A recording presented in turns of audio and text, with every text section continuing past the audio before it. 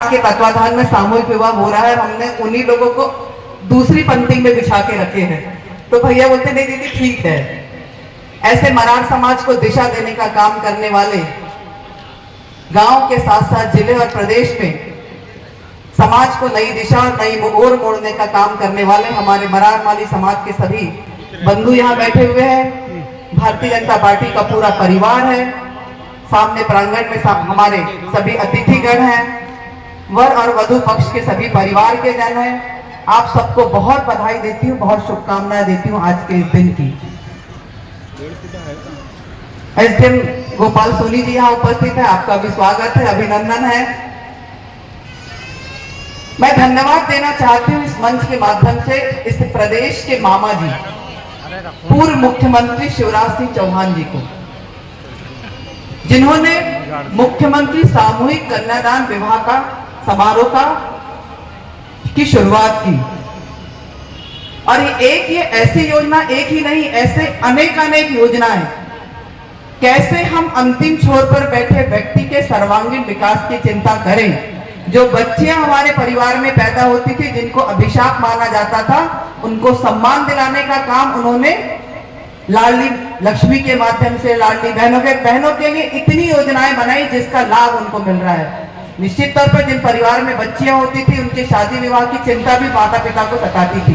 और गरीब परिवार में, ग्रामीण जीवन यापन करने वाले परिवारों में बेटी की जब शादी के लायक बेटी हो जाती है तो चिंता उनको सताती है। और निश्चित तौर पर कमाने खाने वाला व्यक्ति जब बेटी का विवाह करता है तो या तो कहीं से पैसा गिरवी लाता है, जमीन को रखता है, पड़ती रखता है, या फिर गिरवी रखता है, या फिर कर्जाबाड़ी करके पैसा लाता है, अपनी बेटियों के हाथ पीले करता था।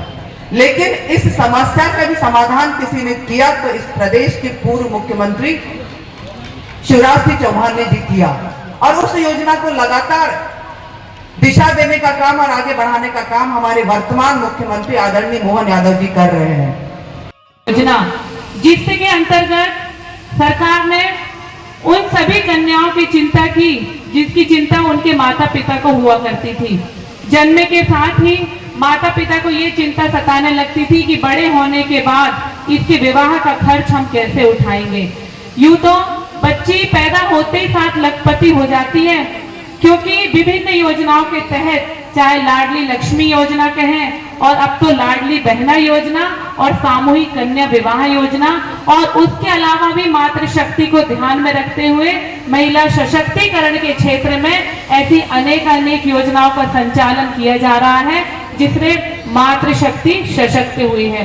और उसी क्षेत्र में आज अगर हम सामूहिक कन्या विवाह योजना की बात करें तो लगातार हर निकाय में, निगम में, परिषद में, पंचायत में इस योजना के तहत अनेक जोड़े परिणय सूत्र में बंधते हैं, जिससे जो आर्थिक दबाव माता पिता पर पड़ता था उससे भी अब उन्हें मुक्ति मिल गई है।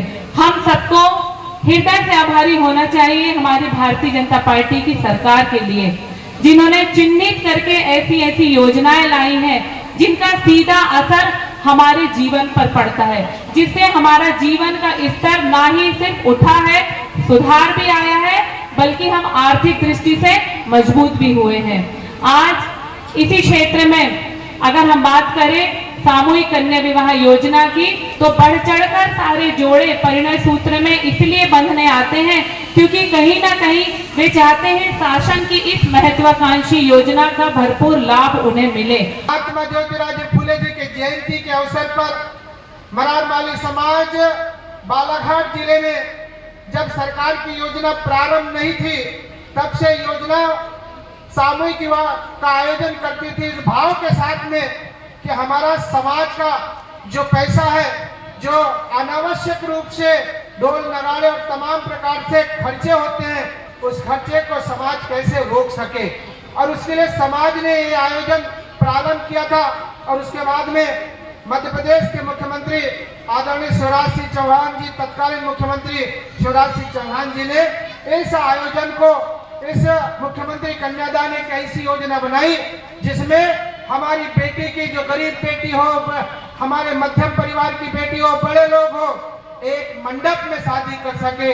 क्योंकि होता है कि गरीब परिवार के शादी में बहुत कम लोग जा पाते हैं, लेकिन उसी बेटी की शादी वो मध्यम परिवार का जहां पर होता है, बड़े लोग जहां पर कर सकते हैं, ऐसे आयोजन की एक रचना करके मुख्यमंत्री कन्यादान योजना बनाने का काम किया था।